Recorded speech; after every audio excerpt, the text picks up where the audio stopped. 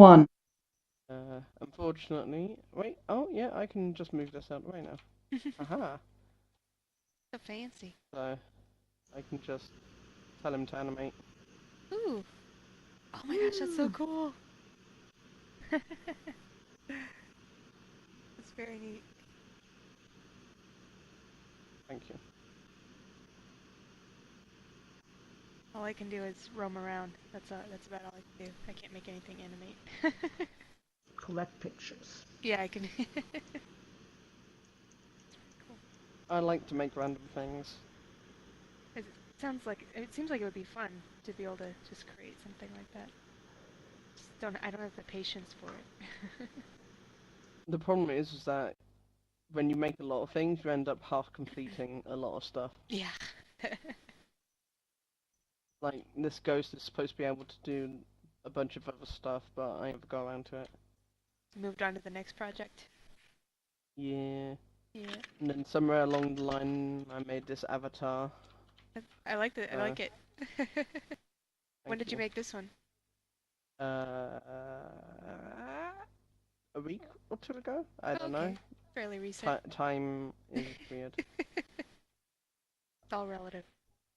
Yes. But I'm the only person in HiFi who has a working quadruped avatar, so... That's true. That's why it looks so different, because I haven't actually seen one. Oh my god, the wings! Yep. That is pretty amazing. Can you do that again? So can I record it real quick? That looks really cool. Oh, sure. Oh, that looks so cool. Oh, Awesome. there we go. I'm high enough now. Unfortunately, I haven't fixed my socks yet because I'm lazy. Awesome. Thank you. That looks so good. No worries. Friendship is magic. Mm-hmm. For, like, a few more weeks, anyway. Last season, so... Is this really the last season? Yep. Oh. I'm surprised because season. it's wildly popular. Yeah, but I think they are just ending the generation. They're going to be doing a new generation. Ah. Yeah. So... Try to get rid of the brony phenomenon, probably. No, I think it's more, they've like done everything they really can with the characters. Mm-hmm. Like they've had the characters learn the same bloody lessons like 3 times. So. It makes a lot of sense to restart it. It'll be interesting to see where they go next. Yeah, they even mentioned that in a previous episode. Like one of the main characters got called out for learning the same thing over and over and over. That's pretty funny. Something alright.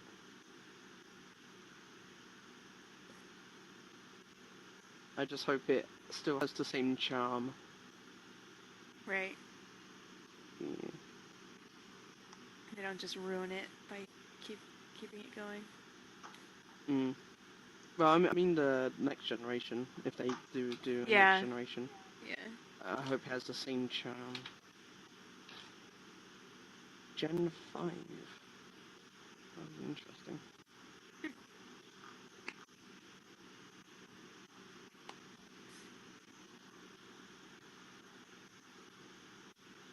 $256.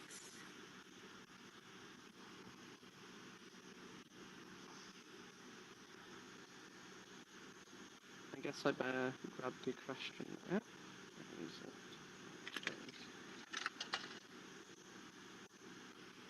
Do you have to grab that every time, or does it stay with you when you...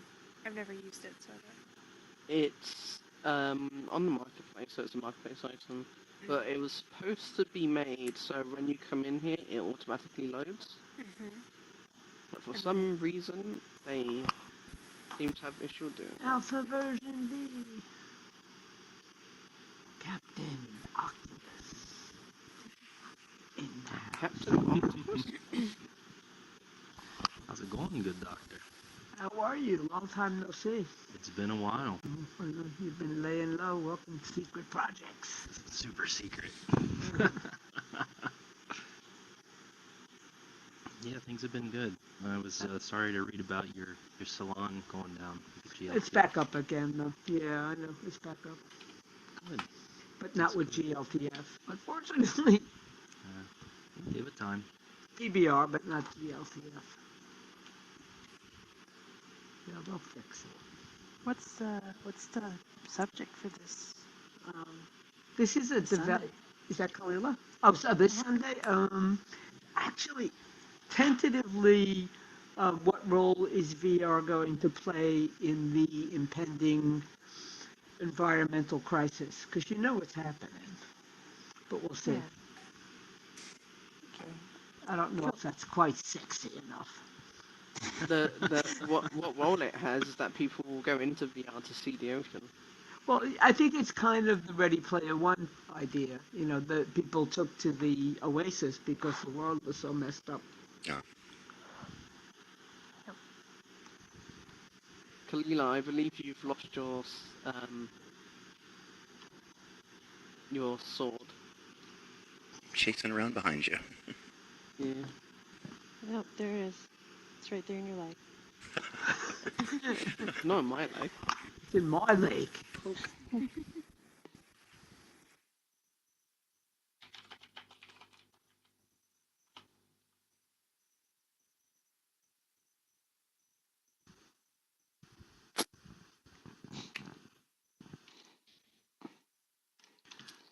Everybody has such great avatars here. I got to really up my game. Time to ditch this fine. old Fuse avatar and really, No. You just really, need a boat. you know, kind of That's what's level it the up. problem. Just needs a boat, yeah. Why do you need a boat? Even if it's a Problem rowboat. solved. Just put a bird on it. Yeah. Yeah. Unfortunately, I don't have a level up sound effect. Oh, Otherwise, I would play it right now. thank you, Fluffy. We'll have to send you one. Well, I can give you this. That work. works. Yeah. It kind of is a level up sound effect. That's Battle, all that, yeah. Victory. No, it's been used for non-level up events as well, though, so...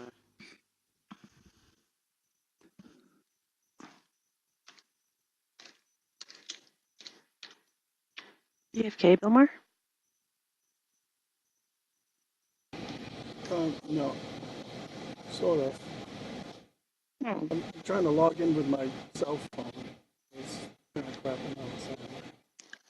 That is a Wait, very why does sad it sound like he's coming from over there? Because he is. Oh. Okay, never mind. Okay, I see what's going on here. Oh, I'm actually two places. This one's my cell So phone. what the other other stuff are you one's working my on? And laptop. why is your... Gotcha. Oh, okay. Really? How are you doing that? I didn't... Oh, very carefully. Yeah. That's, Exercise in yeah, schizophrenia. I'm trying to attach all these different devices to it. Saracen, Oh, yeah. what have you been up to? Oh, and you have like lots of static too. Hmm. Things? Okay, I better shut it. Been working a little bit on here? I noticed you're doing PRs. Mm-hmm. Nice. I'm just curious, Anything else? why are you doing it? Anything interesting? Maybe. Okay. He's all hush-hush now. Sure, you're gonna be ninja about it, huh? I mean, there's something going on there. I'm sleepy. Okay. Sorry. Not trying to be mean. It's fine. That was a good conversation.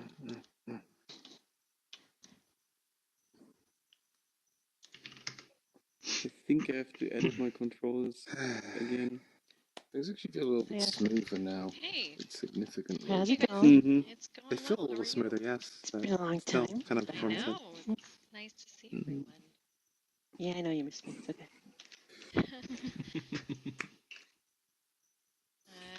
Hey, Brad. Hey. Philip should be here in a second as well. I will. Oh. And here I am. Speak of the devil. What's up, you guys? My head barely is above this table. Hey, Mandel. Hey, Saracen. You look fine. Hello. Warby. I do not Control like this. David. I haven't seen you in a while. Hey, I'm Fluffy. going to sit on the table. Hello. Excellent. And had me flip script on. Doc. Oh, Madman. Hi. Bill. Kenneth. Afternoon. Good afternoon. Alpha. Version D. Mr. Rosedale. Yeah. How are you? Doc. Look at Doc. Kalila. Good to see you. Hey. You're right there, Philip. You sound a bit quiet. I'm good. Do I sound okay? Let me adjust my mic. Is it okay? No, you just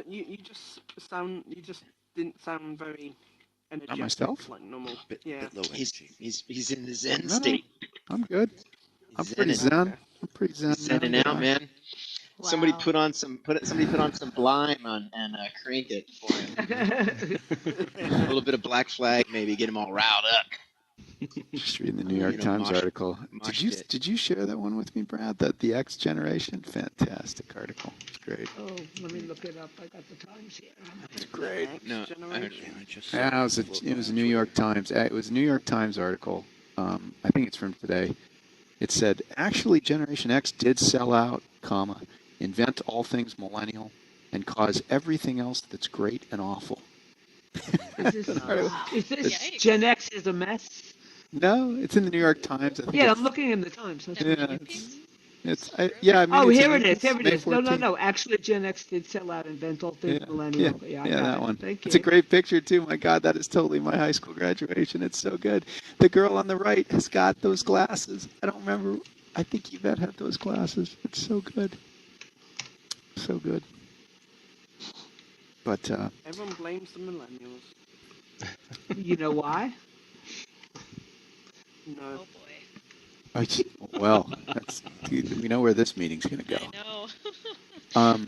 No, I will hush. I'm not a I was dad. going to say, Just leave here to them. Let's leave the eavesdrop. millennials out of it. Hey, I'm a millennial. I was not going to say that, Fluffy, but I figured. Don't leave me out of this. Hey, it's been a busy week for us. We got some layoffs. You guys know that now. And we blogged about it. And in a nutshell, we're going to focus on this some interesting ideas around enabling people to work in here. We're in the middle of that. We've been doing that all ourselves, which is one of the reasons why you may not have seen us in World as much, because we've been on our island. Matter of fact, I had to run a slightly different client to come back to here, so I was a minute late there. Just generally, though, you guys are better informed than anybody else, but I would reiterate the fact that we don't actually think that the headsets are going to fail. We just think they're going to take longer to get to any kind of big consumer adoption point. Like I said in the public talks about this, the problem is that, like, for gaming to be successful on HMDs doesn't actually take as much, because many of the gaming experiences are sort of standalone experiences, and so it doesn't matter whether there's anybody else with an HMD on, right? Like, because it doesn't rely on social proof or a diversity of audience or anything else like that. But things like Second Life and what we're all doing here does require a substantial base of people to make a lot of it work. Not all of it, but a lot of it. And so, just to be clear on that count, I'm as excited about the Quest as anybody else. We've got a few of them coming here to the office. We have a build running on the Quest. We do have High Fidelity running on the Quest, and we're excited about using the Quest. But I have to, as a CEO, I've got to make a candid assessment of how long it's going to take us to get devices like the Quest in widespread use. And so that was definitely an element of our thinking. And then the other one is this observation that maybe the activity that makes the most sense to move into a virtual world is actually like work. obviously that's kind of a duh for a number of people here, but I just mean more broadly that if you look at regular office work, or I guess what we call white collar work or creative work or technology work, it does increasingly seem to involve people doing it from home. And, you know, the big problem with doing work from home is that you become lonely. It is kind of the number one, or in some sense, Google did a great study on this. It's actually the only problem with working at home is that you're lonely. You're highly productive. You're just as capable of any job as you ever were. You have some privacy and quiet to do work in, but the problem is you're lonely. And so that kind of captures the gist of what we've been playing with and thinking about, right? Which is if you're working, you might want to do it while here, and you might want to do it with headphones on so that you can enjoy, like what we're doing right now. But you probably won't do it quite yet with an HMD on, because obviously, that'd be a big ask, to wear an HMD all day. So anyway, that in a nutshell is where we are. And so, with that as a explanation of the last week or so, let's shift over to talking about development and what's on you guys' mind. I know that in the open source section of Canny, we've had one suggested thing, which was filters. So, I'm kind of curious, or, we should use some time in this meeting to talk about what other things you guys are thinking about wanting to work on. We've got a handful of PRs that are open. 1, 2, 3, right. 4, 5. Looks like about 5 from Saracen. One from Orange H1. Another one from Neural Desktop, and then we have that Canny item. So those are all great topics to chat about. Does anybody want to tee up any questions? Any questions about comments we've left on PRs or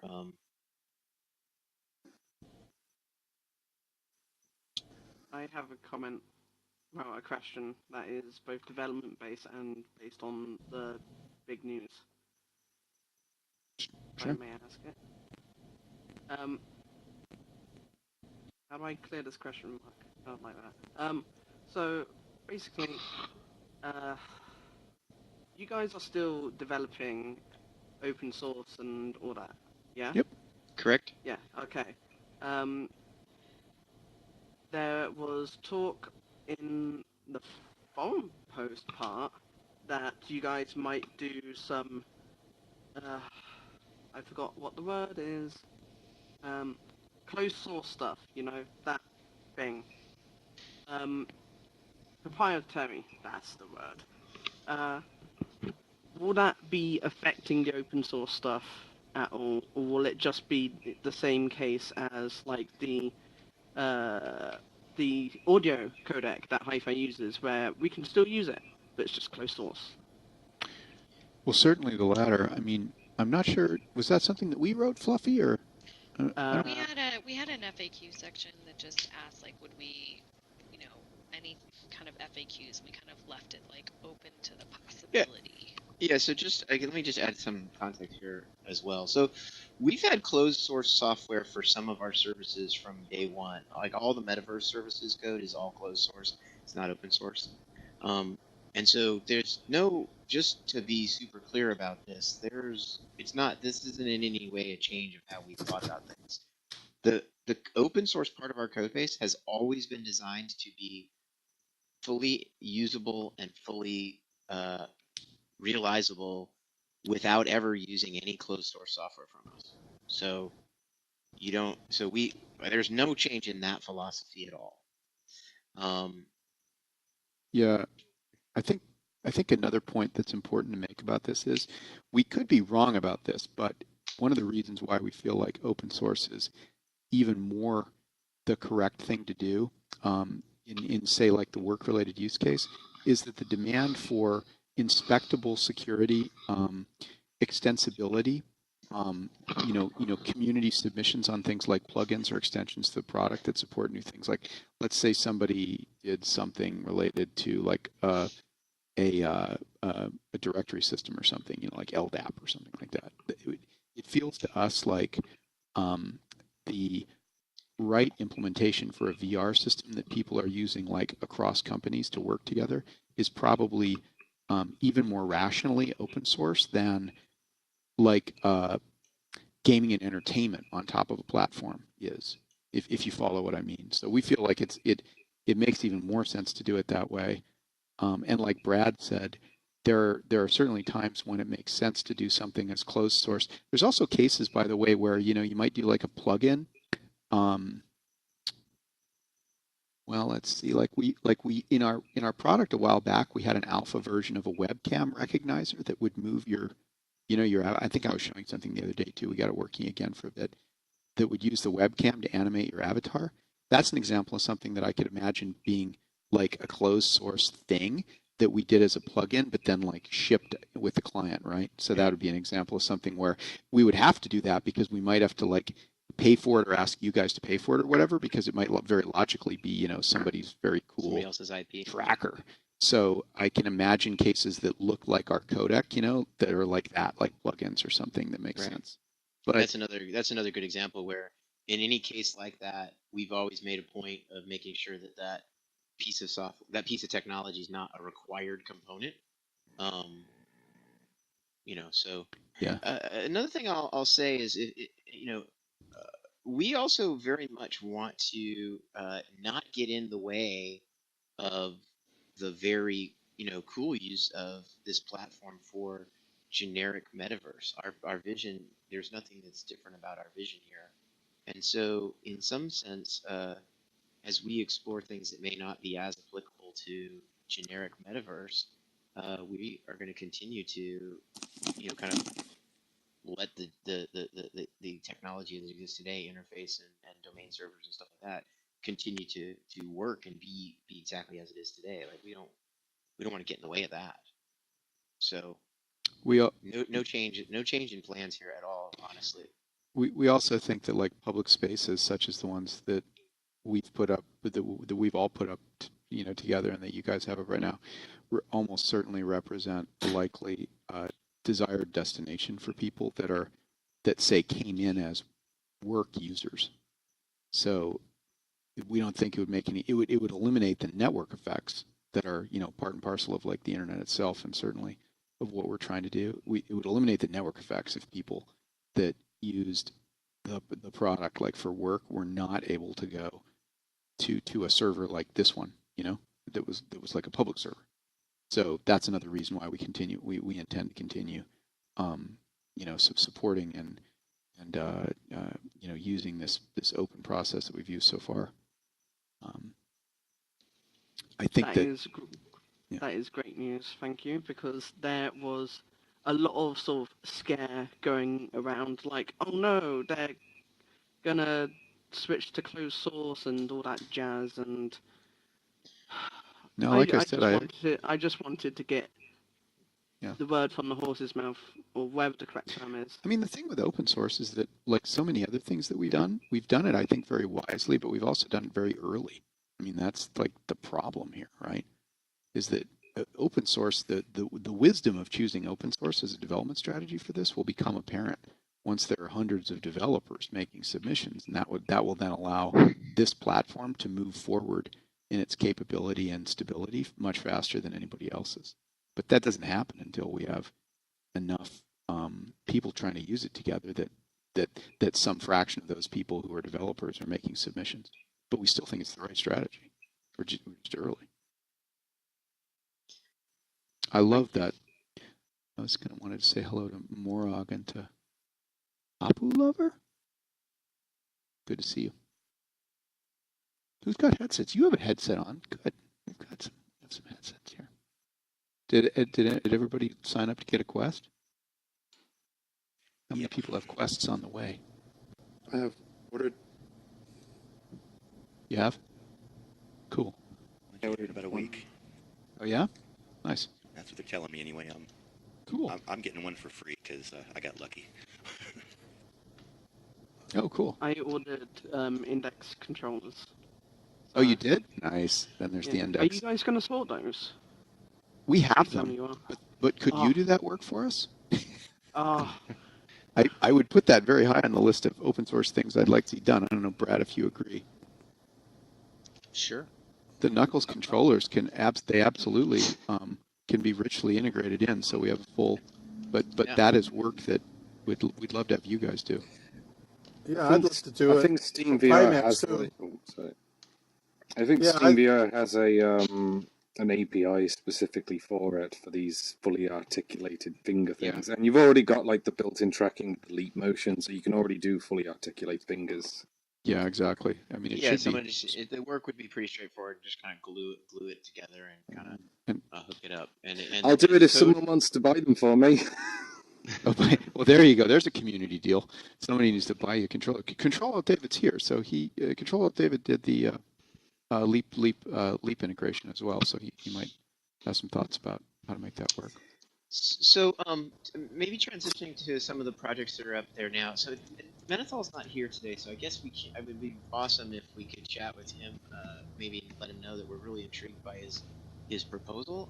I asked him a couple questions a couple weeks back on his proposal, and if if the team has some, if folks here, the community, have some insights into that proposal, then that might be a good topic for maybe next time we get together if he can make it. Can I interject a moment? I think Kalila's got a question, but she's using a weird question thing, and it's way above her head, so you guys might not see it. Hey, Kalila. I see. Cool. Hey, well, my question is towards High Fidelity's new direction. So I know it's for teams and it's for corporate generally, but there's a lot of us that have, or want to have projects that help tailor to that, to start businesses along those lines. And not all of us can get a small loan of $70 million, so we kind of have to line up with time and competition. So I was wondering if you could offer insight onto kind of what you guys are going to be offering, so that way we don't overlap too hard on services, and then also the timeline, so we, we know when to expect, so we don't take quit our jobs now. Sure. One thought is when you use a word like corporate, our feeling about this is that it's more of a team and teamwork thing. So as I touched on earlier, it also feels very interesting to look at the fact that millions of people now are working from home, and that number is going up really quickly. So that's kind of where our experimentalists' heads are right now. Is that we're thinking about how to enable. We're thinking a lot about like remote work, and in that same vein, in a manner similar to how, for example, Slack has been usable for both, project teams, corporate communications, families talking to each other. We're sort of kind of thinking in the same vein, is what I would say. As to timetable, we really don't have one yet, but we're working on this stuff. We're working on this stuff privately with a few, selected companies, and we'll keep, or teams, I should say, and we'll keep expanding that as quickly as we can, and you guys will hear about it. See. Okay, thank you. I appreciated that question as well. I also have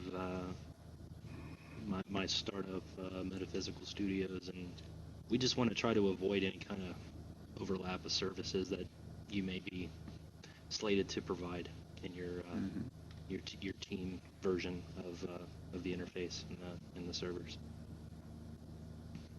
Well, I'd say it's one good thing I'm happy about that's driven our thinking is it's good to have a lot of people interested in this stuff generally, and we have gotten a lot of really good outreach from people that I think do seem to have been kind of thinking similar things like what you just said.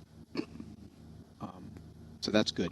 I think there was I think there have been a few people in the forums recently. Even I was trying to remember can't attribute it to an author, but I think there was somebody who said like something very, very similar to what we started talking about there last week. That was, hey, you ought to be able to use this stuff for work. So we've had a number of cases like that. And we just You just feel like it's, oh yeah, that's right, Judas did. And I think there was somebody else too who like the words were really similar to words that we'd been internally using. And I was like, oh, cool. That's awesome. Fantastic. Thank you. Yeah. I mean, it does. Also, I mean, obviously, you guys can imagine this, as developers and content developers and designers, all of us collectively, there's a lot of opportunity for, if the work marketplace starts like using virtual worlds in VR, that's just such a large number of people, prospectively. You know what I mean? Like even compared to computer gaming, right? Yeah. Work is something we all do. Computer gaming is something only some of us do. Mm-hmm. So yeah, I'm super excited about Can it. you guys hear me? Yeah. Hi. Hello, can you guys hear me? Yeah, Yes, we we can can hear see you. you, hear you. Oh, okay. Oh shit. Yeah, so as far as work environment is concerned, because the thing I'm coming from is I'm trying to put together an arcade in order to test the various IoT stuff we're integrating. So are you focused mostly in enterprise or is it entertainment is also supported? You mean as a platform? Yeah, because I'm integrating all kinds of IoT devices, making all kinds of stupid ass games. I mean, Great. Oh man, did you just crash? I'm so sorry. That's no good. Almost good.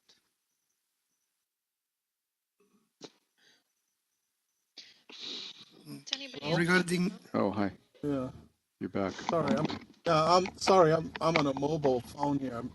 We're actually testing this thing at 100-degree weather right now with a. Anyway, Nice. but I was just kind of It's at 100. curious. It's freezing here. You're kind Oh. of curious. So IoT, that's wonderful. I mean, we're trying to make the platform support everything, and we're not working on IoT stuff. Yeah, because because you're supporting JavaScript, we're all over this here because there's Super. all of these engineers. We got microchip engineers, people from Intel, so we're all getting together to just build all these stupid little rides that are all in the metaverse. Which project is yours? Oh, hey, Bill. Hi. No, we call it collectively. It's called Makers of Phoenix, but we have various little groups that we put together kind of secretly and all that because a lot of these guys are doing it as a hobby. But as you can imagine, we have all of these engineers here that are trying to do this. So we're forming a team to kind of create this little sort of like a free version of 2-bit circus. But yeah, cool. So that way it allows us to get people to try stuff out while we're doing beta testing of hardware. And you know how it is, in order to get wear tests, you want to get like 100 people at 100 days just to make sure things don't break a certain way. A general observation I'll make about gaming to kind of say to everybody here is my own suspicion is that the entertainment and gaming opportunities for VR haven't even been richly explored yet. You know what I mean? Like a lot of the stuff that's launching even on the devices that we've already got, the Rift and now the Quest and stuff, are still pretty much kind of like more like ports, of existing ideas. And so, kind of outside the scope of what of our work, just kind of as an enthusiast and a follower of VR, I would be the first to say that experimentation like you guys are doing is exactly the right thing to like I think stopping short and thinking, oh, we've all tried everything in VR right now, it just would not wouldn't make any sense. There's a lot more to be discovered. I have an interesting observation. Because what hasn't been looked at is this idea that the stuff you try is either dangerous, impossible, or or is completely new in terms of out of your senses. So if you change the physics, if you change the storytelling, and it's also individualized. So eventually what I like to do is actually have people in a group, but they're actually looking at different images that have different effects on their brain, which is really wild. So anyway. Hey, Brad, you wanna go through some of those other PRs that you were saying as comments on? Can I talk to you later, Bill? That'd be lovely. Christina. Brad? Yeah, so I just thought we've got at least Saracen's here with and he's made several different PRs. They made several different PRs, sorry, and just thought it would be useful to maybe walk through some of those. If we have some time, we got half an hour scheduled. So um, the first one actually is kind of interesting. There's a PR up there now that unifies the cube and the sphere on the edit tools. Basically turns them into a shape. Underlying the cube and the sphere, it was always a shape That's object. what I told her suggested. I thought I just sort of implemented because it would be like a 5-minute change, and I have always felt those two probably did belong together. I don't know. Yeah, I mean, I just looked at your PR. It's pretty straightforward. I hadn't had a chance to, honestly, I hadn't had a chance to look at it.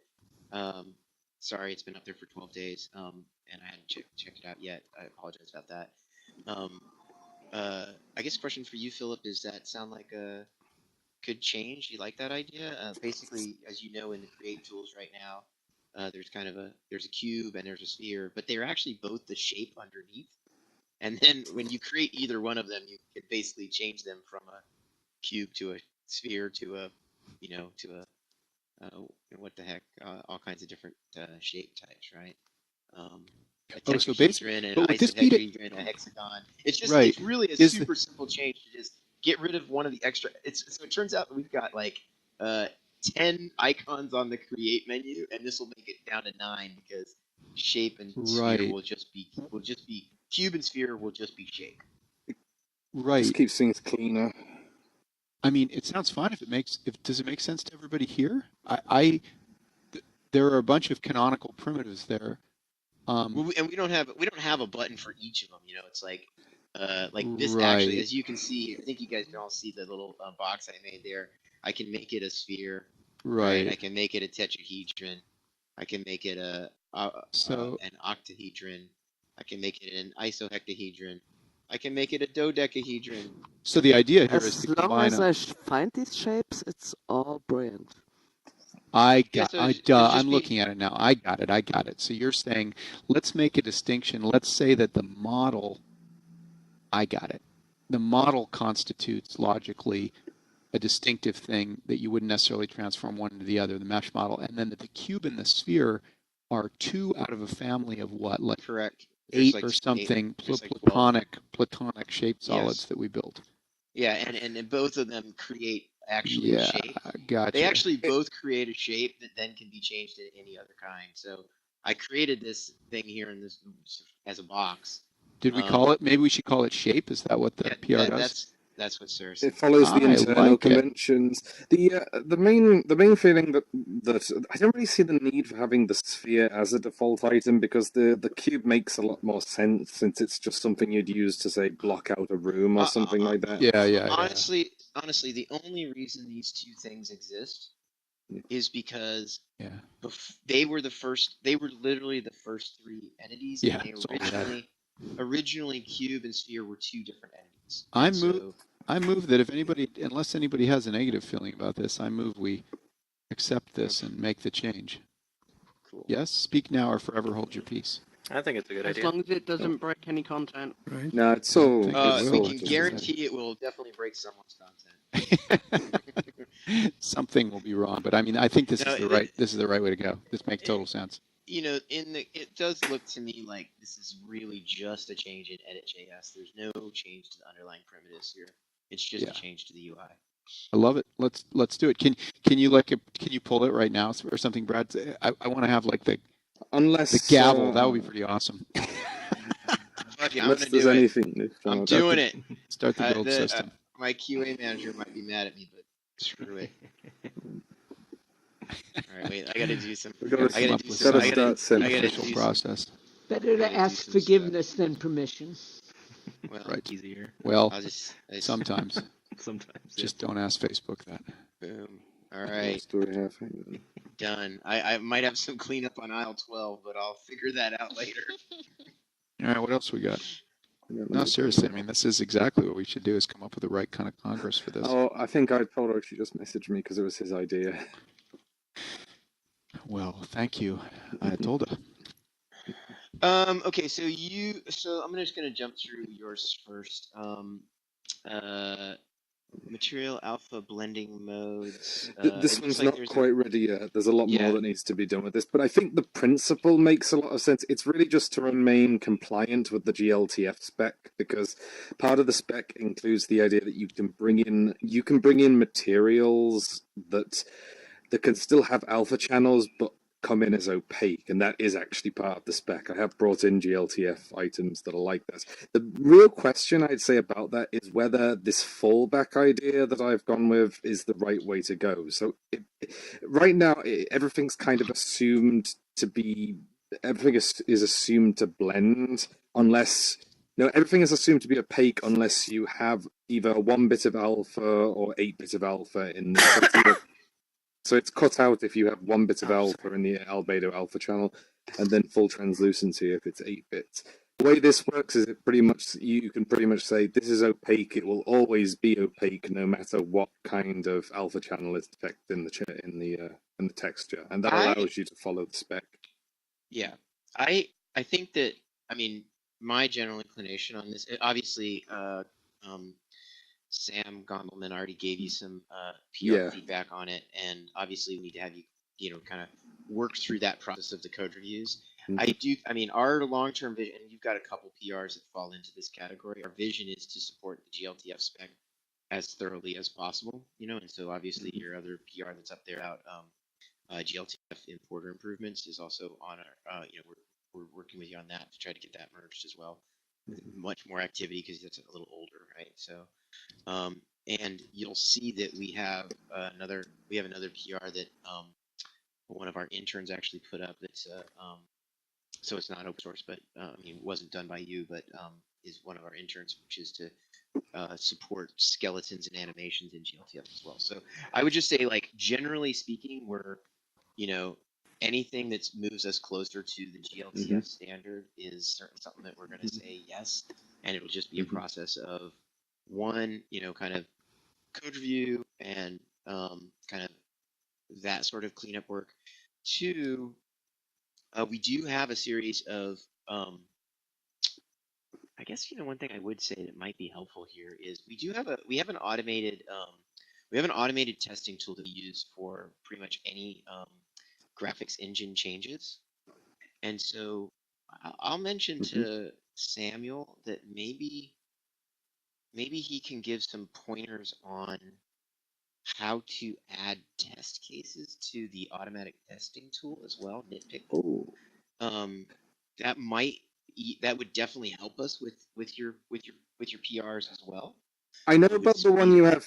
I know about the one you have for GLTF, but are you saying that there's like a broader testing tool that you have for the renderer beyond that? So we have a tool. It's in the open source code base. It's not closed source. It's called Nitpick, and there's a set of there is a set. I just have to quickly scan this to figure out where it's at. So there's a another repository called HiFi_tests, which is it looks like it's a public. Yeah, I thought it was public. So it's a public resource as well. So if you go to the High Fidelity GitHub repo, there's a repo called HiFi Tests, and this is essentially this is Oh yeah, I see now. This is part of the testing. Yeah. So this is where we basically add a bunch of content test tools. So I think let me talk with. I mean, basically, the headline I'm trying to give you is: one, we love anything GLTF standards improvement. Two, you got to go through the code review process, which you're familiar with, so no big deal. Three, we want to be able to test it against as much of our automated graphics testing, Nitpick, as we can. I believe the HiFi test subdirectory, and you'll see a bunch of MD files in there that kind of explain what to do, content and engine are the places you do that. I think that's where Nitpick content lives. And so it would be great to have you help flesh that out as part of your submission so that we then can, you know, add it to the automated testing that we do. And then to your point about the fallback behavior, I will follow up with Sam Sam Ghetto, our architect on the engine, and try to ask him more about that fallback behavior. We'll try to come up with some thought process. I think it makes sense, but yeah, I would like to get a second opinion on that. Yeah, at first blush, your statement seems like it seems right, but I would have to talk to Sam to try to think through some of the corner cases there. And he attends a bunch of the GLTF meetings, so it might be that maybe that ambiguity is being addressed behind closed doors or something. I mean, I assume they left it up to the implementer to decide stuff like that. Just that, I don't know. I guess it depends on whether you can explicitly specify a translucent or a cutout, or if you would ever need to with a non-translucent texture. I don't know. Yeah, I kind of also want to go look at some other engines to see what they're doing, just with that implementation. That certainly would help. That certainly would help us in our process of thinking through if we think that your recommended implementation is, so if you had that as well, so you could say, hey, here's how Blender's handling it. I did provide some evidence for some of the other PRs in comparison to Unity with some of the changes I'm doing with the FBX importer, because that's I think they're using the official Autodesk one. So that kind of becomes a justification for some of the changes because it's the official, it's the manufacturer's in particular, you're talking about your PR 15545 empty weight. Yeah, actually, I can demonstrate that right now. So on this model, you can actually see what some weird behavior of some of the vertices on this. Do you notice them? Hang on. If I do this, let me just respond. Like, we're kind of bouncing all over the place on this. So let me just say, we definitely think that's a bug. You can see that Samuel edited it and added it back to our bug tracking system, and so we totally think it's a bug, and we just need to have a chance to get it. It's an implementation detail, isn't it? Yeah. So again, I think Samuel is on the top of that, giving you some feedback. It looks like maybe you fixed the. No, it's still busted. It's still not working on Android, I guess. Is that... Nope. Brad, I was going to say one thing we might the gang here, I think we've touched on before, and I'm wondering if it affects any of the GLTF compatibility stuff, is we are on our roadmap, on our work schedule right now, we are making some speed improvements to low-end machines, better support for desktop machines in general, which will probably be of some utility to people here. So, you're going to see changes coming from us in that regard. And I don't think that affects any of that kind of renderer stuff, does it, Brad? What specifically GLTF, or? I'm just thinking about like deferred versus forward rendering and stuff like that. The stuff Saracens touching here is not really changed. Okay. Yeah, this is just an importer. It's just like how does the data get translated into stuff that the engine can read. Yeah. Cool. So just FYI, your latest code check-in. I don't know if you can you click through and see the logs that we get from our build system, because you've got. Let me have a look. Yeah, I think Sam still wanted change to the implementation, but okay. So the fix works, but it needs to be done differently. Right. I just want to clarify for you that PR that you have there for fixing the weights, that is not. It's currently failing to build on Linux and Mac because of an unused variable warning. I'm going to leave a comment here. So in FBX Serializer 1529, the variable cluster in your implementation is no longer used, so we're getting an unused variable warning. Okay. And since we don't, so that'll fail to build on those platforms until you. I'll get on that as soon as possible.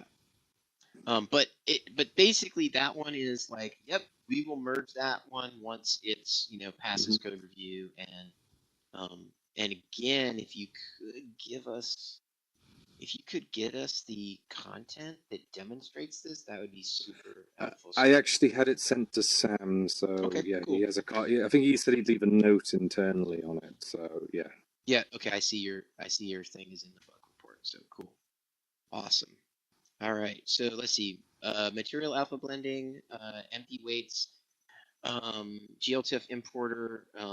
That one there also kind of progress is being made, and those are kind of on the slide. The display name field to the login screen. That one is also something that we talked about in the Canny meetings. We're definitely on board with getting this integrated, and we I don't. It looks like you've had some. It looks like you went through code review, and we're just kind of waiting on getting it onto the train, and we're targeting it for. We're currently targeting it for 84, which is 2 releases from now. So thanks for that, and that's kind of where we're at on that. Should would it be relevant to maybe mention some of the things that I might be interested in working on next time, and sort of getting some idea on, like, because one thing that's always going to be quite difficult is I don't know if what I'm working on is conflicting with your timetable internally. So yeah, asking these questions is going to be helpful. That's exactly what we want this meeting to be about. So yes, shoot. So I think one thing that already got merged recently was adding support for light maps in the forward renderer. So yeah, for like the lower end systems, that kind of makes a lot of sense because, you know, that's kind of the only way to currently do decent lighting on the forward renderer. Sam was happy to see that, and only pissed off that he didn't get to write the code himself. So there you go. Which is to say that he loved that you coded it, but he wished that he'd had a chance to code it. Not that he thought you did a bad job. He's going to be pissed off. He's going to be pissed off because the thing I'm looking at to do next is adding support for the fog back in. In fact, I kind of want to add all the old all the deferred features back in. Yeah. So let me give you the headline on all that. Absolutely. No. Seriously, it would be great if you could implement if you kind of want to basically what would be great is if you could post on Canny on the open source section the ideas that you want to try to work on. So haze in forward rendering, highlight in forward rendering is currently not working.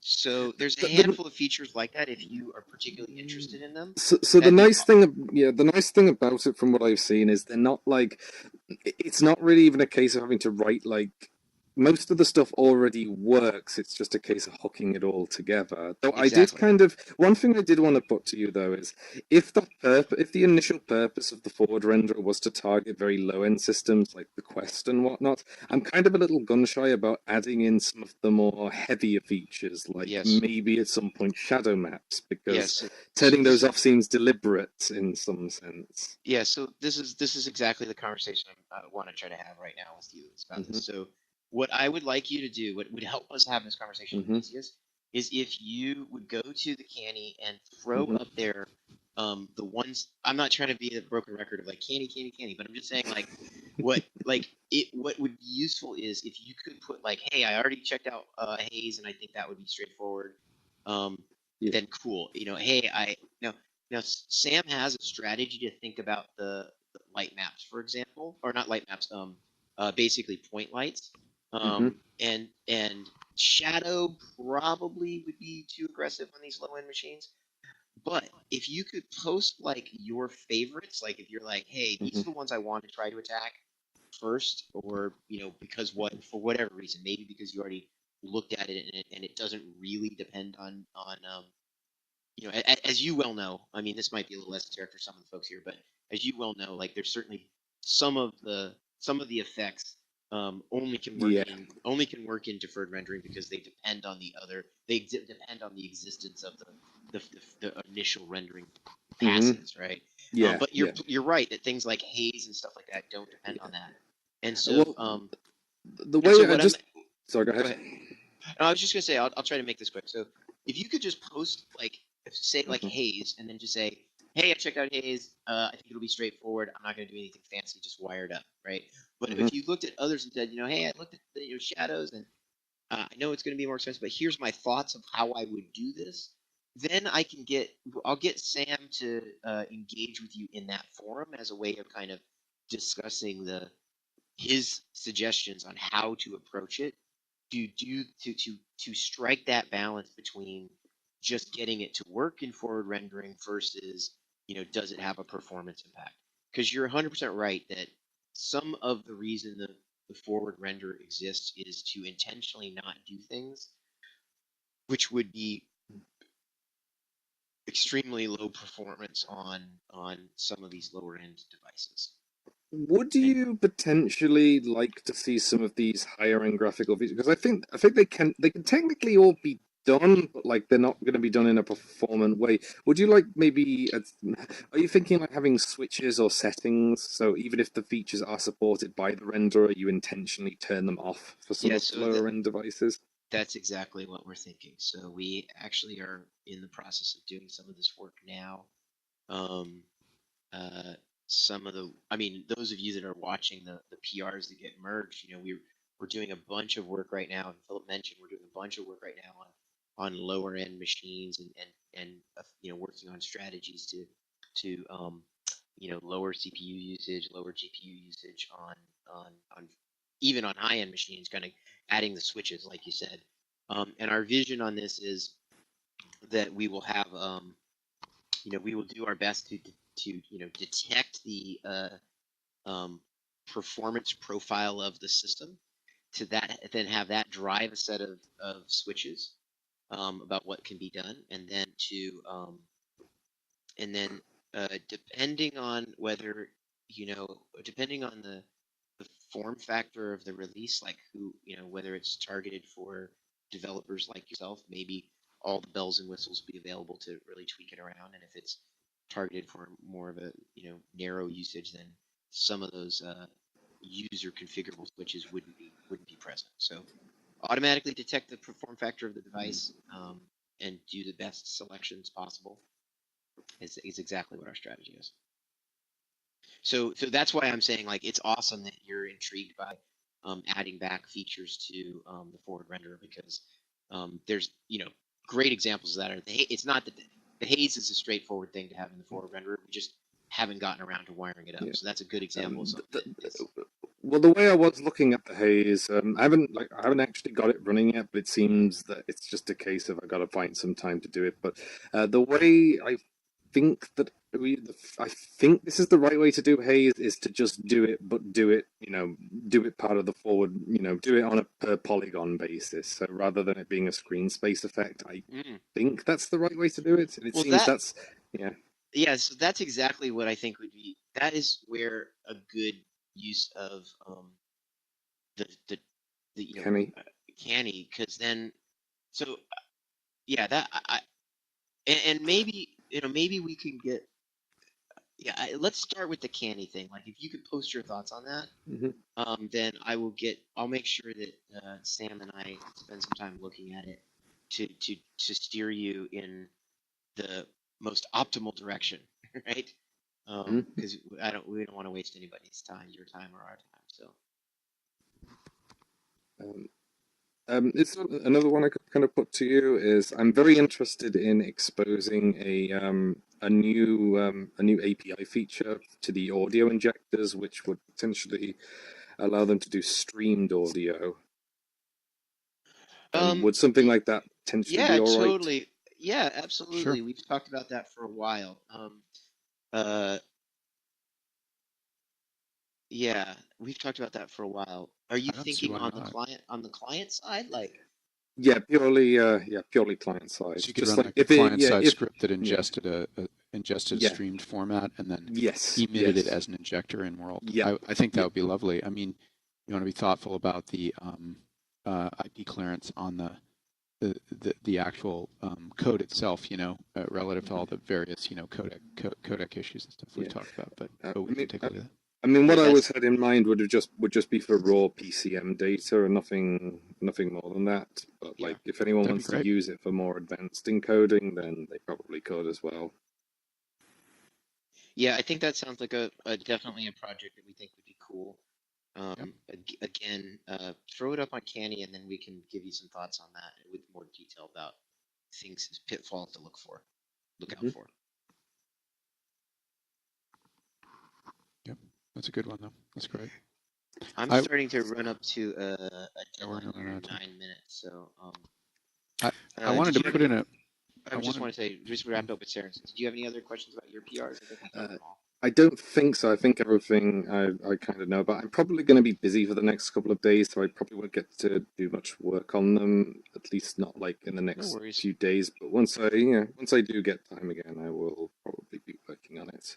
I know I have fun like doing those things. I hope it's not in a situation. I hope you're not sort of pushed into a situation where you feel like that it's more of a hassle to deal with some of these small submissions than it would be to not have to go through the QA process. That's the only thing I'm kind of afraid of. So to speak to that, I think it's always better for you to send smaller submissions than bigger ones. Mm-hmm. And with respect to the administrative overhead, I think it's six one way, half dozen the other. With respect to the QA overhead, I would generally say smaller submissions are easier to QA than bigger submissions. So I would just say to all the other open source developers here, please follow Saracen's lead. You're doing it exactly how we'd like you to do it. It's great how you're approaching it.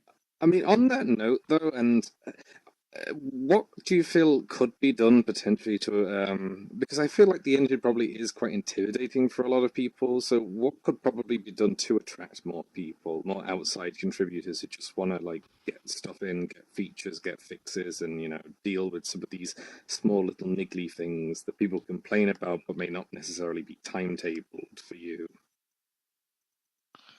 Yeah, I mean, I'm open to thoughts on that. I think that one of the reasons that we wanted to change the form, this is one of the reasons we made this format of a meeting to try to focus on these aspects of it, because I think that as you demonstrated here with your questions and the kind of the way you've approached this is that the more that we can have a dialogue around the technology and around the like what direction we're heading or what direction we're not heading, that's going to help give breadcrumbs, or trail markers to people about where they can invest their time and energy. So that's one area I think. Like I think it's in some sense you're kind of taking without knowing that we're generally inclined to like the idea of a streaming audio injector thing. You might be like, I don't know if they're going to say yes or no to that. So my sense is the more that we can do to kind of keep that dialogue open, then that's certainly one thing I'm a big believer in. I think that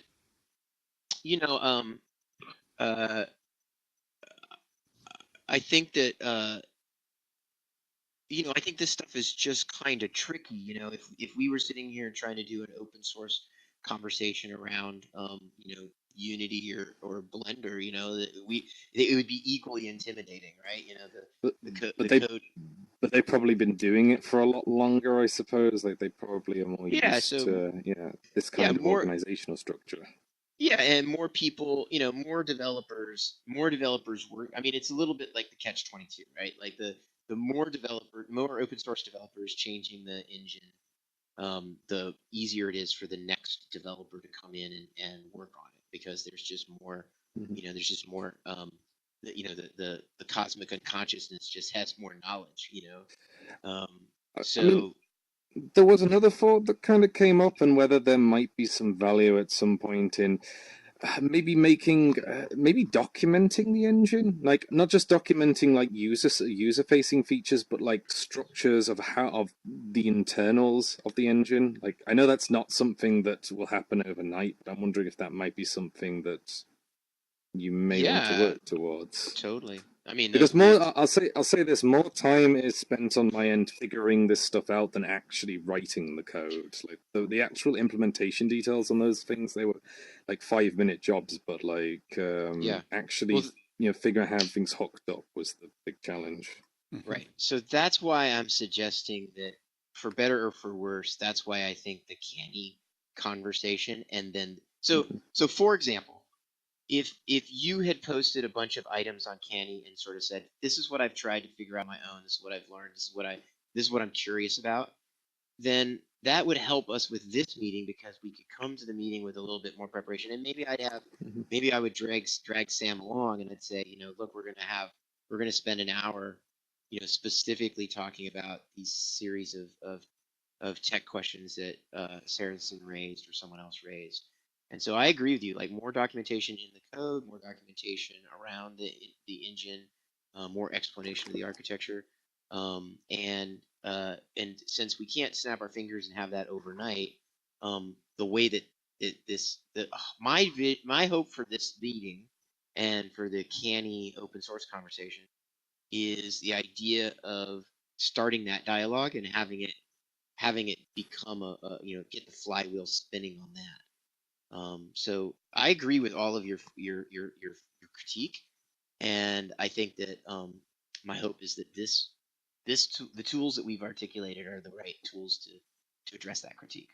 I mean, I think the other thing I'd add, Saracen, is if you wanted to document, if you wanted to contribute any documentation that was, given that you've just freshly tried to work through, some of the rendering pipeline, we'd certainly look at, how to pull that or something. I mean, it might be something to think of as well. I would say that our documentation efforts internally are not substantial enough yet, to like do, like what you just described, right? Which would be describing at a graphics developer's level of detail, the internal structure of the rendering engine, right? I mean, Brad could add something to me on this if you wanted to, but we're a small enough team with respect to our documentation that we probably can't get to that, yet. And so if you did, I bet we would, you know what I mean? It could be something that we could find a home for. Yeah, and I'm also saying, yes, I agree with what Philip just said, but I'm saying like I'm saying that even having, like, I guarantee Sam Senior would gladly explain and document the architecture and the subtleties of the engine.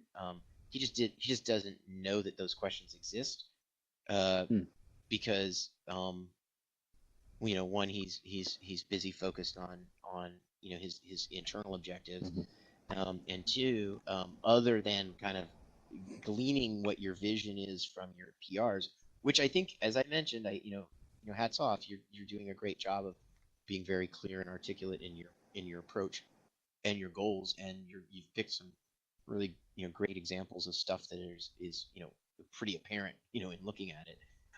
But I think that give us a little heads up, and the right tool to do that is that open source board, and then yeah, I think we can I can make sure to get Sam to come, and we can spend some time with you, and that might spur him to add a bunch of comments to the code, or write up a doc that we can share publicly. And it's certainly not the case that we're trying to do anything intentionally obfuscated. Oh, no, I would never. I'm not accusing you of that. I actually understand like some of the underlying decisions that probably led to certain aspects of the renderer, maybe at first glance appearing quite over-engineered, but like I understand the reasoning behind it. It's just like that is clearly going to be very intimidating for a lot of people who are looking at it. Yep. Cool. Right. I think we're running out of time here. I think we're out of time. I do see one other question, but maybe we can encourage whoever that is to post it in Canny, and we can address it at the next developer meeting. Yeah. But, we'll, I have a short. Are you talking about my question? I'm not. Is that you, Fluffy? I can't tell because it's so high. Well, my question is actually about meeting itself, so it kind of had to be asked here. So. But we'll answer stuff on Canny too. But go ahead and ask. Yeah, we're out of time. Far away. I got a minute. I can get stick around for a second. I'm gonna take off. Regarding the collaboration and corporate events, I think that the permission on the domain for the user must be improved.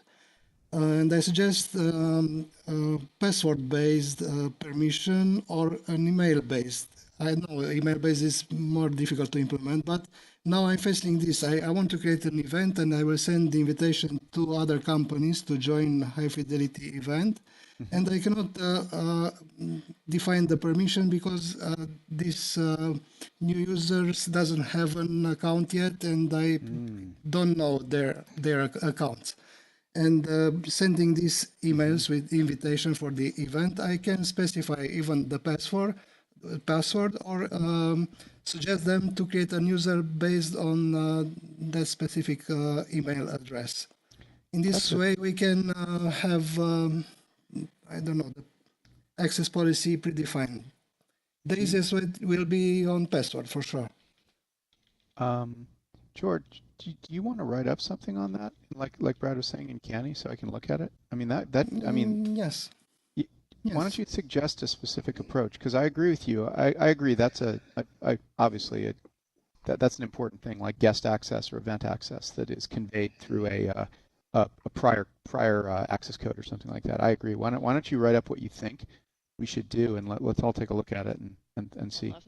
I agree. We all recognize that problem. We have the same problem many times. Like if we want to let somebody into a private server, same thing. I already posted in Kenny. Oh, you did? As a feature request, or can you put it in the open? Project? Can you put it in the project? Or we can move it. Do you want to do that, Ashley? Yeah, as long if it's a feature request, just so yes, a feature request. Okay, so I don't think it's a request that we'll be able to take on board right now. But if someone else would like to take that on as an open source project, I think many people would benefit from that. Yeah, I mean, what I would say also, George, is we are in our work sort of contemplating that. We just don't have any specific milestone on it, but we agree that that's needed. But yeah, like Ashley said, we don't have actively adding event ticketing to the roadmap right now. But if you want to, let's move that over to the open source list and discuss it. Maybe we can get somebody working on it, or maybe we can get somebody here working on it. That's cool. Okay. Thank you. All right, you guys.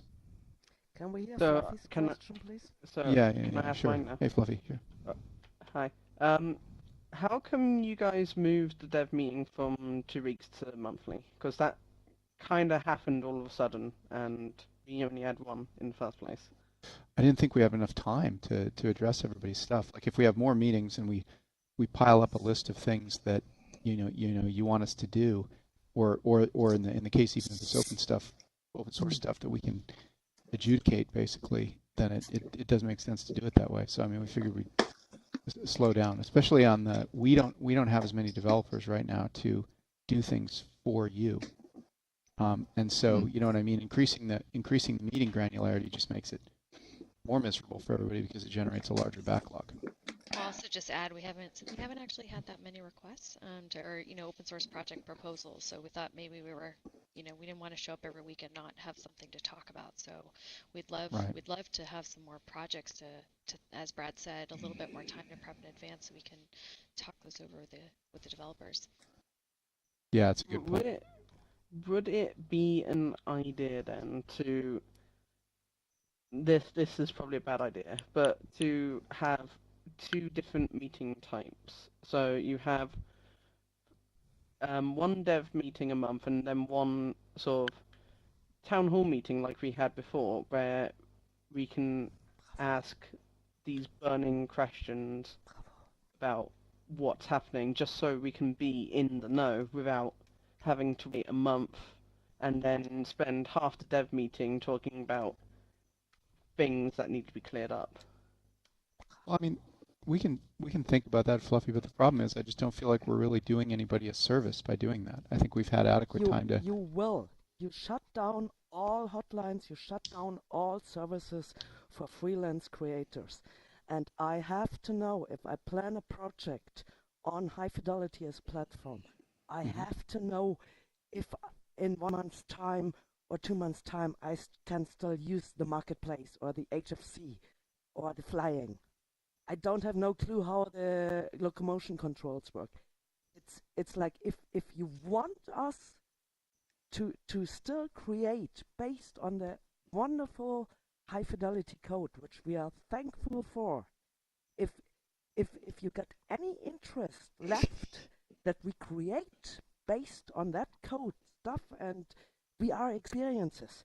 You have to be transparent at where you're going. And even if I don't have an open source project, because I can't code Python or plus. I've been having to bloody nail it into people's heads that HiFi is not dead. HiFi is still being run and used and developed, but people are jumping off ship like rats during a storm or something. I don't know. And you think having another meeting would fix that? I think you guys being able to let us ask these stupid questions, which you guys will get really quickly fed up of hearing, will unfortunately probably be good for the people who you have here making the stuff, trying to get things done. I mean, if you guys want PRs done as well, then you need to at least let us know that it's worth the time to put into the HiFi open source system. I mean, if this meeting wasn't going to happen for like another 2 weeks, for example, then that would be a month of people being like, "Oh no, HiFi's going closed source. It's not going to be updated anymore," and rubbish like that. And and also potentially I'm sorry, wasted Philip, but, time like, of creators, which they get really mad at. I was planning on a project based on what HiFi was like until 4 weeks ago, and this like blew all up in the air because I can't do it now. I was counting on your big servers, but I can't do that now, and I need some security. What to plan on? What to spend my time in? Right. Or maybe a more better solution, even though it might take a bit more time for you guys to do, but is have a forum post that we can ask questions to, and then you guys can answer the top ones like every month or so, or just like because that way you don't have this hour-long meeting of people bitching and arguing, and you guys can answer the most burning questions. Yeah, then you can really like a residence candy. Secretary. Yeah. No. You can also, I mean, we can continue to use the forums that way for sure, and I think that's a good idea. We could also do something along the lines of like you could mail questions like that to support, and then we could periodically answer them. You know, like in a public format like that. I mean, I think there's really two things at work here, right? One is optimizing communication, like you guys are saying, and I hear you. The second one is just the frustration, which is difficult to fix right now, about how quickly all of this stuff is going to take off. You know, and I can't. My heart breaks around this the same way as you guys do. You guys know how I feel about this and how passionate I am. The problem is if I put 60 people on that right now, I'm telling you, we're not, you know, it's not going to take off that quickly. So we've got to be smart about when to work on what on this platform. No. I'm not saying like we're not telling you to do stuff. We just want to know what's happening. Yeah, I just mean know that when we answer or not. Know that That's when we all we want to know. But know that when we answer those questions, we can try and do that better. We can take some email to support. We can do a forum post. Maybe we can do another meeting. But the answer is no. We're not working on it. I'm sorry, and it makes me as sad as it does you. Generally, the question, are you working on feature X that I'd like you to do? The answer is is going to be no. No. That's why the idea of the open source my thing. My question is, like, I don't with care the about marketplace team reduced to one person, is it like still like a future-looking thing for me to build on high-fidelity coin as some money I want to make money with with VR experiences? Yeah, that's a good question, and the answer is yes. Right now, we're HFC and the marketplace are up and running as well as they can be with a smaller crew, like you said. That's the sort of questions okay. where our heads we are. want Great. to ask. But that's So what that's I want to but you know guys, to these plan are my next month's work. I really want you to feel like you can ask us questions and that we can get back to you. We tried to answer a lot of the frequently asked questions that were in the forum post, and we'll certainly take them via other channels. Again, support is a great way to get questions, answers that you have. We will start posting more regularly any kind of forward-looking updates and roadmap stuff that we can more on our blog. But we are certainly here to answer questions that you guys have as efficiently as we can. And we just don't feel like these meetings are the most efficient way to meet as many as possible. It's really hard to find, I know a lot of people aren't here today because the time zone doesn't work, etc. So I don't think that this is the best channel for us to really communicate with you guys. So if you don't feel like we can be, but they don't get a chance to participate. And it's really important to us that as many people get a chance to be heard. That's why I made the suggestion of people being able to post in a being able to post in a forum Excuse post, me, and then here you guys are can the opinion leaders. Shh. I'm sorry, Hey, I'm in the 5 stages of anger. It's here are the opinion leaders. Here are the smart people who mark the time in their calendar and who ask the right questions, which interests different peer groups of people. And it is the one chance where I have like your identity verified. May I? Sorry, Sure. I'm really frustrated about how it's all going. Come on, Sorry Kalina. for my breakout. Well, Have your words. Well, I just wanted to offer a suggestion. Sure. So even for like the past many meetings before, I've always wondered, instead of focusing on the meetings really hard, we could have a community advocate, for example, even if it meant like having them in world for like say 4 hours, 5 hours a week. It's really no big deal, even if it means shooting the breeze half the time. Like they don't have to come up with, it doesn't have to always be so toxic or anything, talking about, oh, high fidelity sucks, oh, it's going out of business. But really just something to kind of bridge the gap, so it's less us versus them and more of like we don't feel like we have to wait, for such, like waiting for the meetings or unsure or feel like, we don't have anyone on our side, stuff like that. So just kind of bridge the gap. I think that's a good suggestion, Cleela. I think we've really struggled to find a balance where that works so far. It's why we've kind of kept office hours with Ben so that there are a few more times where people can ask questions.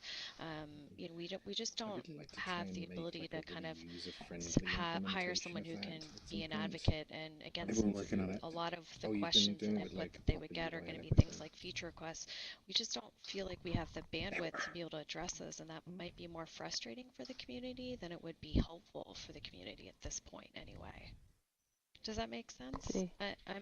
I'm open to thinking through how we might be able to do certain things differently, but I think we've tried kind of flavors of that suggestion, and it's, I'd say, fairly squarely backfired on us. We end up burning more calories, trying to explain why someone was banned, or kind of a whole host of other issues, which really, again, I think the part of the confusion is that we're not a content creation company, and I think that it really confuses people when we do things like that. Yeah. Well, the reason why I suggest the advocate is so that we can create the content. Like Chaos, she's really upset because I guess she wants to make stuff and she wants to be sure about that. So I guess having somebody, a person in front of you that you can have a dialogue with, even for a little while, I sense would create, answer a lot more questions. I understand an email might still offer the same thing, but not in the same way, to allow you to refine it. Yeah. No, I hear you. Gives you good ideas and things for us to think about. I mean, it's a hard time. It's a hard time for all this stuff. Could we maybe appoint someone of the community? Am I muted? No. You're talking. Could we maybe appoint someone of the community, like Fluffy or Minisel or Kalila? That's what basically, that's kind of what I was saying. To I don't be want to that overlap advocate. something with like. Who gets like face-to-face time with you, Philip. That's good. I think what you'll find there, I mean, what I would say, Chaos, is I am hoping if there were a process for identifying, sort of representative community members that worked, I think that could be a great thing to do. I would say to you, though, that the history of such representative governance is a difficult one, and that we wouldn't want to do something like that unless we had something that was inclusive and functional relative to that kind of delegation of the community. And so I push it back to you and say, well, if you guys had a way in which you did that. When you say doing animations, said that you guys don't have the money to pay a staff member to be that advocate, and I think that community people would be really happy. Like, we have money to pay staff members. I didn't say we didn't have money. I think it's where we're focusing our resources as a company and where we feel like we can most be effective. What Ashley is saying is having somebody. I will come and hang out. Look, having me stand in World and go, we're not working on that. We're not going to do that. We're not making that improvement right now. We're not working on that right now. Feels like something that might be frustrating to everybody. So that's what Ashley and I are saying is that it's not clear that more presence diminishes the pain of not working on all the many things that we'd like to be working on right now, that we all would. That's actually a bug on the but we just want to ask if you're supposed to be able to on working on something. I need to be sure that the marketplace will be up within 2 months to follow up on my project, and I need that question answered right now because I'm planning my personal roadmap right now. As with any development, though, Chaos, one thing to remember is we can't tell you, we can't commit. I can't say we will have feature X available in the product forever. So that's another thing that you gotta recognize as a startup, that all startups kind of have the implicit ability to start or stop doing things at any time. And again, I agree that's a painful observation, but one that I can't, by being in World more, I can't give you. I can't tell you that a feature of the marketplace isn't going to change or something like that. I can only tell you, as we've already in this meeting, kind of what our general feeling is, which is the marketplace in HFC, we believe, makes sense to use cases. Continue to make sense to all the use cases we can imagine, but it doesn't. That doesn't give a roadmap right now, and we have very little in the way of an external roadmap right now, as it should be. So. I gotta run, you guys. Okay, it's good to see you. Thank you. Thanks. Very good to see you guys. Thank you. Thanks you guys for putting up with that. Okay. And send us your questions, support at forum, everything. Please keep sending them. Don't feel like you need to hold it until the next meeting. We'll do our best to get your questions answered as best we can. All right, awesome. Thank you, Ashley.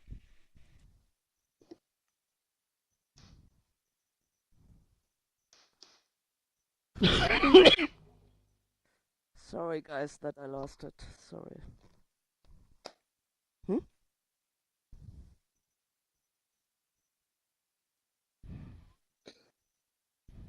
Actually, should the specularity be anything like that?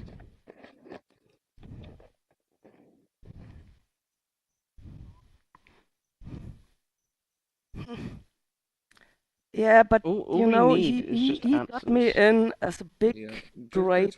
Sorry, I'm just frustrated. I have to give voice to my blues. Like Philip got me on the page like a great cult leader. Like, wow, we're founding this great startup. We're building the oasis. Your opinions count. Your creations are great.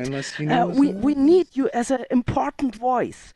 And suddenly, built up for a year, but then within a month, they changed to, you people cost us $10,000 a month. And you always moan and you always complain. This is demoralizing. Yeah, what should you do if you get like one talking spot per question mark app use? Then you address your problems before they had all these rules. I paid them compliments. It had a good flow, and we were working on great community things. And now I just don't trust them anymore. And now I got I'm sorry. I'm just in the anger stage of You the sound like a 5 jilted lover, stages Chaos. of grief. Yeah, I lost my home might for be something that two is very years. hard to notice. And But somebody blue who color welcomed schemes, me, who if told me they're like bright, how creative and important and bright I they was, actually leave a very faint turned back green to like, after you move away from don't them. demoralize us. You cost But me we 10,000 all know, bucks a like, month. blue is the worst color for the I'm eyes. pissed. And if it leaves At the a moment, faint that's gray the trail, anger state. that What means it's comes actually after not that? that You good know for the the better, VR headset. Franny. I don't recall it exactly, but I don't think that's exactly what I said. That we cost them Sorry, $10,000. Anger, bargaining. Yeah, it was depression, more like acceptance. Yeah, but that's just a small thing. But it's it was something more we can like change that over if time. we were to start to Much pay worry about that them, first. there's too few of us to spread the costs of running I'm the just very company across subjective, all of us. So something needs to change. Otherwise, I'm on their page. I do the same, but do they have to sell it like that? What's wrong with saying like, hey guys, it's been brilliant how you've been following us till from 6 to 1 How years about ago. over 5 years? I don't get the feeling that there's money to be made within the next year on this platform. That's hopeful.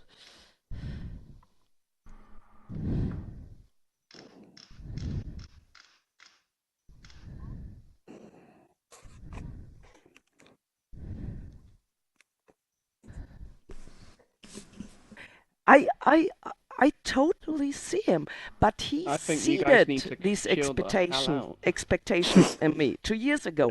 I could have learned Unity or Unreal. I could have learned some real game engine and be like a nice, I do a little but sellable, transferable VR I think experience. Control David No, did I the trusted main on bit, high then, fidelity, and Philip seeded then these Wolfgang expectations. made a mod, And then he then can't Flame made even a mod, say then I made a thank mod. you, but he But has yeah, to, Control he has to David say wrote you are demoralizing us and costing us 10,000 bucks a month. That's rude. That's rude, and he doesn't have to sell it like that. Why didn't they spend $100 on writing a good PR speech for the then shutdown? I will update my list of people who have worked on it. I was thinking I don't know how to go about it, but I think some interpolation in the slurping. Is there like a value I can change to slow it down? I love your stuff. Recognize that I wanted to talk some about of it seems one-to-one. about it anyhow. That gives me Someone hope. appears to be trying to lift me up. Okay. Oh, you were the one who made snares? I think this is why Discord has multiple chat channels. Yeah, Let me just say something. Before you go, Chaos. Philip came to the first salon, right? You weren't there. This place is and meant he as a said meeting point hall, blank so that everyone his should be dream is still the metaverse, and that's what he wants to do. But he's got angels that have invested millions and millions of dollars, and he has to show them something. I understand him. I wouldn't act any other way. Whoever's if trying I was to the CEO and lift me suddenly up, I've the turned my investors collisions would off, go so like, there's hey, no your point. roadmap was 1,000 concurrent visitors a me. day, by you are accident. at like maximum 20. I I wouldn't